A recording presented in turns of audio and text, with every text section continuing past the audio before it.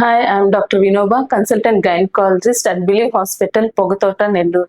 Tube లో గర్భం అంటే ఏంటి? దీన్ని ఎక్టోపిక్ ప్రెగ్నెన్సీ అంటారండి. ట్యూబ్ లో గర్భం నిలబడ్డాన్ని యాక్చువల్ గా పిండం గర్భసంచిలో అతుక్కోకుండా పైన సైడ్ లో ఉన్న ఫెలోపియన్ ట్యూబ్స్ లో నిలబడ్డాన్ని ఎక్టోపిక్ ప్రెగ్నెన్సీ అంటారు. యాక్చువల్ గా ఇటువంటివి ఎంత త్వరగా కనుక్కుంటే అంత మంచిది. వీటిని రూల్ అవుట్ చేసుకోవడం కోసమే మీకు డేట్ నిలిచిన తర్వాత, అంటే పీరియడ్ మిస్ అయిన తర్వాత 1 వీక్ to 10 days తర్వాత ఒక స్కాన్ అడ్వైస్ చేస్తాము. అంటే ప్రెగ్నెన్సీ సైట్ ని చూసుకోవడం, కన్ఫర్మ్ చేసుకోవడం కోసం. ఈ స్కాన్ అడ్వైస్ చేసినప్పుడు చాలా మంది కామన్ గా చెప్పేది ఏంటంటే, మా ఇంట్లో పెద్దవాళ్ళు 3వ నెల లాస్ట్ లో స్కాన్ ఉంటుంది కదా, ఇప్పుడు ఎందుకు అనేసి అంటుంటారు. దానికి కారణం మెయిన్ ఇదే అండి. యాక్చువల్ గా ప్రెగ్నెన్సీ ఎక్కడ ఉందో చూసుకోవడం చాలా ఇంపార్టెంట్. ఎందుకంటే ఒకవేళ ట్యూబ్ లో ఉంటే ఈ ప్రెగ్నెన్సీ అనేది ఎక్కువ కాలం కొనసాగదు. మనం అది ఎంత త్వరగా కనుక్కుంటే అంత త్వరగా దాన్ని సర్జరీ వరకు వెళ్లకుండా మేనేజ్ చేసుకోవచ్చు. ఒకవేళ కనుక్కోకుండా నెగ్లెక్ట్ చేస్తే అది పగిలి లోపలంతా బ్లీడింగ్ అయ్యి పేషెంట్ షాక్ లోకి వెళ్లే ఛాన్సెస్ కూడా ఉంటాయి.